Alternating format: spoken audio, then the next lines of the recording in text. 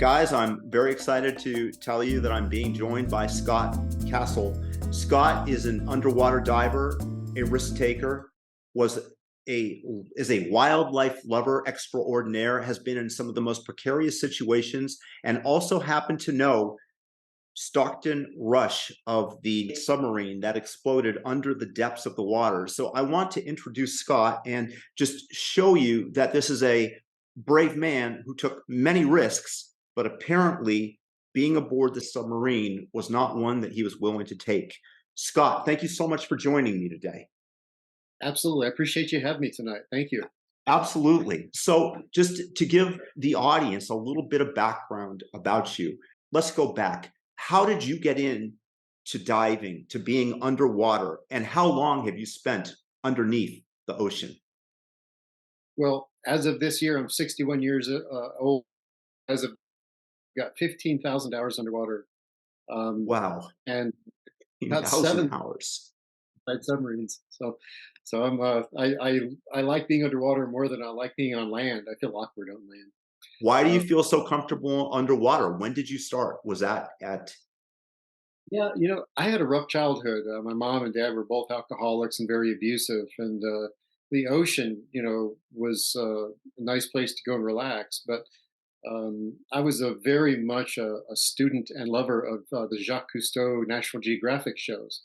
And it was the thrill of the hero, Jacques Cousteau, and the Cousteau divers, the divers, that inspired me. Hey, right next to me is the ocean. I can go and explore it. And kind of like the ocean became my pseudo mother. It was a place to go and relax and unwind and recover because there were lots of things that happened to me. I'd go to school with black eyes. My 15th birthday, my dad broke my jaw. So, oh my I God. saw everything in the ocean as good and everything on land was suspect. So the ocean drew me and it has my whole life. And I understand, I read that you became a professional driver, that you were the youngest person to pass the test at the age of 15. Did I read that correctly? And you found that. I'm really impressed. Yes. I was 15 years old and I paid for that by mowing lawns and moving, uh, you know, old trees out of people's backyards and stuff, just doing odd jobs. So you got into diving at 15, you were a professional diver. Did you immediately start to make money on that? I mean, Yeah. yeah. So Yeah. what did they pay you to dive for? Well, back then I had amazing amount of money. I was making like $7.80 an hour, which, back in that time frame was a lot of money. So Yeah, I think minimum wage was a dollar 29. yeah, I was making just tremendous amounts of money. So, but of course, as a commercial diver, you work when there's job, and in Atlanta, Georgia, the only place to work was, right there in Savannah or right there in the harbors and stuff. So I did a lot of salvage work. So, but for it ships that had sunk and you went underwater to gather. yes, And yes. how risky was that? Did you think it was risky? Did you grow into it? Did you have experiences where you learned to appreciate the dangers of that environment? I had so much fun. It wasn't work at all. I, to me, it was just I could actually hear the theme of the Jacques Cousteau music in my head when I'm down there working. And I wasn't the best diver at 15 because at 15 you don't know anything, barely your Uh-huh. dream. So I was a journeyman, and everybody was just always just um, being very kind to me, but expressing, you need to do this right. You're doing it wrong. You don't know what you're doing. So So how did your experience underwater develop to the point where you spent 15,000 hours underwater? I mean, that's a lot of oxygen to put on your back and to have streamed into you. well, and a lot of my dives were actually was it was pumped down to me in umbilical hoses. So I Mhm. eventually became a bell diver and then a saturation diver. Then I became a diver medic. So I actually ran the hyperbaric chambers on deck and treated people that were hurt. And I was always everybody's best friend on Monday morning because of the hangovers. Uh-huh. We'd start an IV, put them in the oxygen under pressure, and your hangover's gone in minutes. So, Wow. so I was everybody's friend because I was too young to drink. So I was just always taking care of those that would come in all beat up. So So this I is love all it. before you were 21. Yes. Wow. And then you got into the Army. Well, I joined the Navy first. You joined the Navy And first. yep, I joined the Navy first. But the funny thing is that I'm mildly colorblind and I couldn't pass the diver test for the Navy. Even though you've been underwater at that point for thousands of Yeah, hours. probably. Yeah, probably close to 1,000 hours by that time because I joined the Navy when I was 15, When you were 17, 15, 17. 17. I was 17 Wow. when I joined the Navy, and you know, I was heartbroken that I couldn't be a diver, so I ended up being a draftsman at first, and then I became a corpsman, and then I got out of the military, and I just couldn't exist in civilian life very well. I was a Kinney shoe store salesman and doing all this kind of stuff. I was married, and my wife at the time was a landlocked girl from the middle of Texas, and she had no idea that diving was a real job. So I had to get a real job selling shoes. Uh-huh. So out of the Navy, and after a while, I got back into diving and became happy again. But I still needed more, so I joined the Army National Guard and did a lot of active duty Army work with the Army National Guard, and spent enough time to basically retire. Um, and had, in my opinion, I had some of the best jobs in the Army because it started out as a medic, and as a medic, you learn all about the everybody else's jobs. You know what everybody needs because everybody needs a medic from time to time.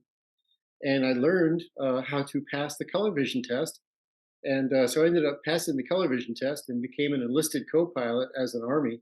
How did Uh, you pass it when you're colorblind? Did you know, you learn to I did you learned the learn to chart. identify colors based on the grade of black or how dark it or light it is?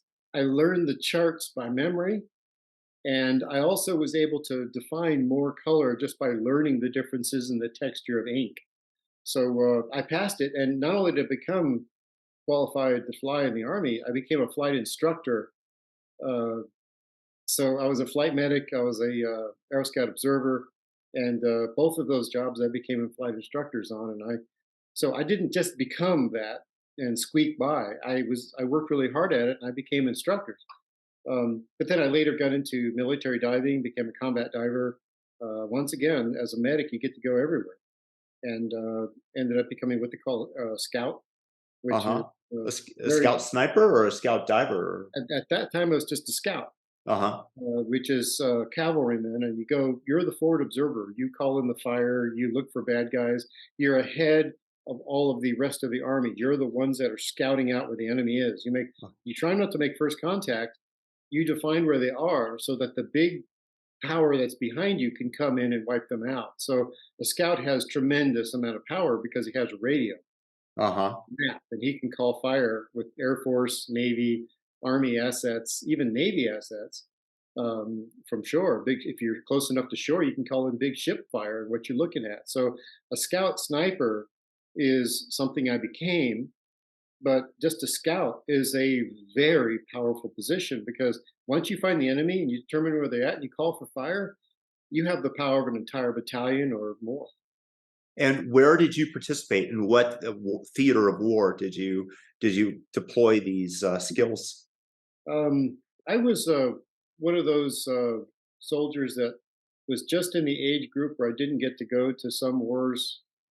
Most of my fighting was actually in the drug cartel stuff in Oh, Central America, oh wow. and of course, Bosnia. But when it comes to actual wars, not so much because I was already in in the Army National Guard, and they were the last to be deployed. So I became a military contractor and went anyway. So I served in Iraq and Afghanistan and Africa and different countries. Wow. Uh, I had a roommate who was a Marine Special Forces sniper, yep, and worked on. he told me that he goes out there and protects us out there and risks his life so that we can have it easy here and not have to worry about that. Yeah, Is that yeah. I mean, I've seen the worst in humanity. I really have. I've seen the worst in humanity. I want you to pause and think about that for a moment. I've seen people murder children. I've seen the most horrible things you can imagine. I've seen it, and Americans have no idea what's out there in the real world. We And are protected by the likes of you, by the snipers, by everybody that risks their life.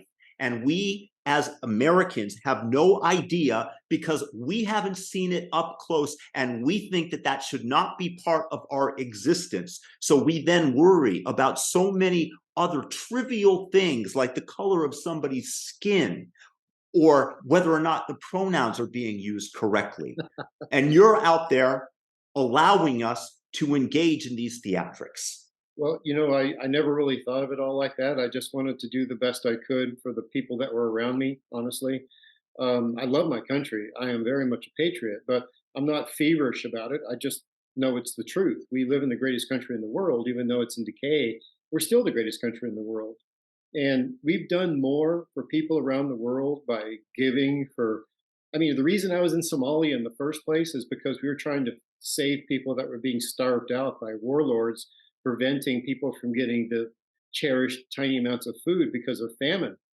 And the reason that all of these famines have occurred in Africa for the most part, Somalia, Ethiopia, that's because of us in the first place. I mean, back in World War One, we created the British primarily they introduced new technology called drilling for water, and they tapped into artesian water supplies, which are finite; they're not resupplied, and they used this incredible water source to introduce agriculture. And so all of a sudden, there's all this food in these countries that never had it before. They were basically a Bedouin type culture with desert ancestry, and it was just a very harsh environment. Created some of the Mm-hmm. finest warriors in the world, I will say, but harsh environments usually do. But the point is that all of these populations exploded because of this technology. Mm-hmm. And then in the 50s and 60s, when that water ran out, these giant populations of people no longer had food, and they all started to starve to death. And now we have the artifacts of entire populations of people that were starved in famine, that weren't able to fully develop as humans because of the starvation. And they've got all kinds of social, physical, mental disorders because of simply being starved their whole lives. And now they're in a position where the only way they can survive is to own the rights to dominate the food supply, what little there is. So that's a war torn country because the water's gone and what food is there is more powerful than bullets. And so, we created that with our technology, and we're facing that. And there is no answer. Sadly, no technology is really going to fix that unless you develop desalination plants, and that's a whole new bag of worms there. So the problem is that all of these problems that I've been able to see first off were human created, and that's why I kind of gave up on humanity and went back to the sea. And I would come back from seeing the worst things you can imagine. The worst things you can imagine. People blown up, people burned up, people, I mean, mass graves. I mean, I'm not even going to tell you what I've seen. I go underwater and it all goes away. I see the beauty of life. I see the beauty of sharks. I see the magnificence of a coral reef. I see the kelp forests, which are my version of a cathedral towering overhead with those beautiful lights coming through the kelp. That's my place to pray. So the ocean once again became my ocean, my savior, my mom. And so when I wasn't doing crazy shit as a mercenary or as a soldier, I was in the water. And that's why I recovered. A lot of guys have sports and they drink or they do drugs and they do whatever they can to get away from their PTSD. I just go hang onto the back of a tiger shark. Well, And that's amazing, and I would definitely want to talk to you more about the sharks. When you, oftentimes, when I'm in nature, I think I know what you're feeling and what you're saying. You can be in a place where you have to be fully present, either in order to survive or because the place is so spectacularly beautiful. Like in the Andes Mountains of South America, there's some areas there that when I've been, I'm gazing and my breath is taken away and thought leaves my mind. And then I'm concentrating on my next step to make sure that I don't fall. And every ounce of my being is kind of lit up. Is that what it's like for you underwater? that's a very good description, Richard. I couldn't have said it better. You're 100%. You're dead on.